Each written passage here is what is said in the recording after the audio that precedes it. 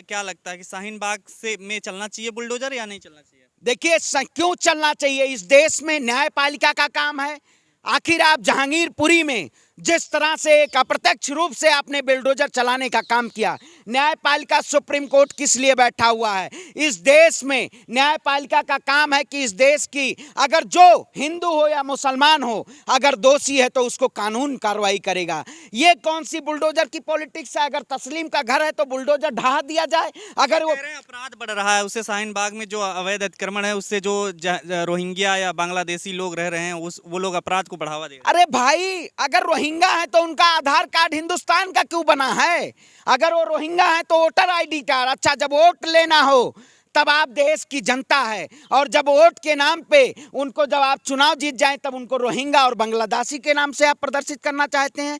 शाहीन बाग कि अगर कहीं भी बुलडोजर चलेगा तो हम वहां सबसे पहले खड़े होने का काम करेंगे। क्योंकि आप बताइए, इस देश में अपने हक के लिए राइट टू प्रोटेस्ट करना, इस देश में सड़कों पे आंदोलन करना, इस देश में सरकार से सवाल पूछना क्या गुनाह है? ये सरकार आतिमताई और तानाशाही डिक्टेटरशिप की सरकार है कि ये डराना चाहती है, डरा के आपको घर से, घर के अंदर गुलाम बनाना। कह रहे हैं आप जाएंगे वहां पे, लेकिन एक प्रॉपर कानून के तहत कह रहे हैं हम कर रहे हैं, नोटिस दे रहे हैं, तब जाके अतिक्रमण हटा रहे हैं उन्हीं लोगों का जो अतिक्रमण कर रखे हैं। अतिक्रमण के नाम पे आप बताइए, खोड़ी गांव में देखा भारतीय जनता पार्टी अतिक्रमण के नाम पे कितने मंदिरों को ध्वस्त कराने का काम किया।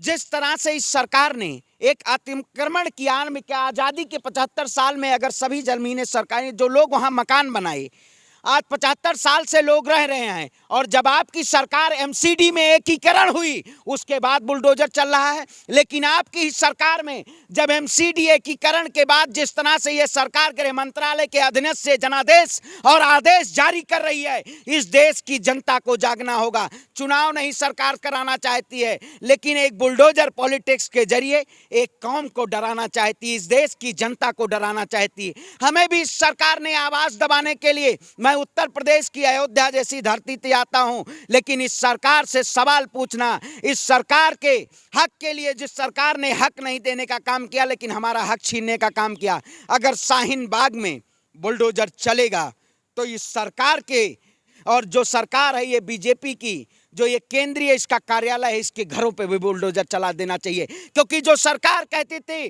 कि जहां झुग्गी वहीं मकान, उस सरकार ने झुग्गी देने का काम नहीं किया, लेकिन गरीबों के आशियाने को, लाखों लोगों को एक घर बनाने में, एक मजदूर को एक घर बनाने में कितने समय, एक पूरी पीढ़ी पर बर्बाद कर देनी पड़ती है, ये इनको लोगों को शायद नहीं पता है। ये गोडसे और सावरकर को मानने वाले लोग हैं। अगर आप प्रधानमंत्री मोदी जी से सवाल पूछेंगे तो आपको जेल की सलाखों के पीछे डाल दिया जाएगा, लेकिन बजरंग मुनि जैसे, साक्षी महाराज जैसे अगर इस देश को तोड़ने का काम करेंगे, इस देश की अस्मिता को ठेस पहुंचाने का काम करेंगे, तो उनको जेल की सलाखों के पीछे रखा जाएगा। आखिर भगवा पहन के आप तांडव करते रहिए, और देश की जनता अगर देश से सवाल पूछे तो उसके घर पे बुलडोजर चलेगा।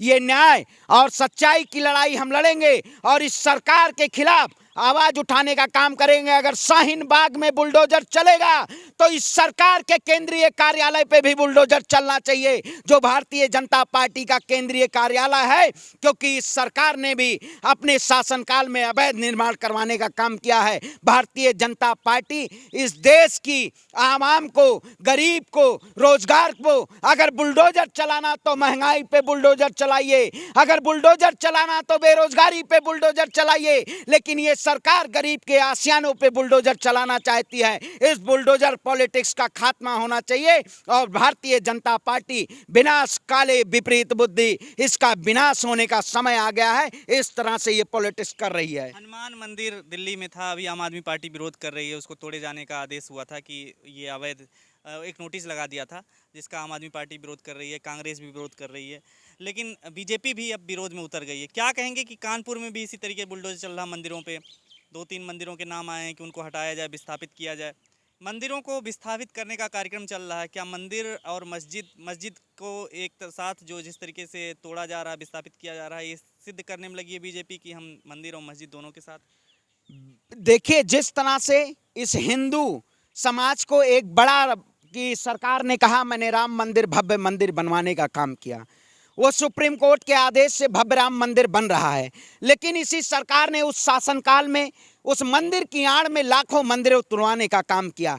चाहे जो सरकार भारतीय जनता पार्टी की श्रीनिवासपुरी में जो नीलकंठ का पुराना मंदिर है, आप बताइए एमसीडी में किसकी सरकार है? एमसीडी में एकीकरण करने के बाद भारतीय जनता पार्टी ने जिस तरह से राजस्थान में जो नगर पालिका बोर्ड में 35 में से 34 मेंबर भारतीय जनता पार्टी के हैं, वहां भी 300 साल पुराना मंदिर तोड़वाने का काम किया। ये सरकार देश के हिंदुओं के लिए खतरे की घंटी बज चुकी है, क्योंकि इस देश में आपको पहले मस्जिद का गेट तोड़ के आपके पास एक संदेश भेजा जाएगा, उसके बाद मंदिरों को तोड़ने का काम किया जाएगा। ये सरकार हमारी आड़ में हिंदू के नाम पे इस देश के हिंदुओं को ही गाजर मूली की तरह काटने का काम कर रही है और हिंदुओं की आस्था को ठेस पहुंचाने का काम कर रही है।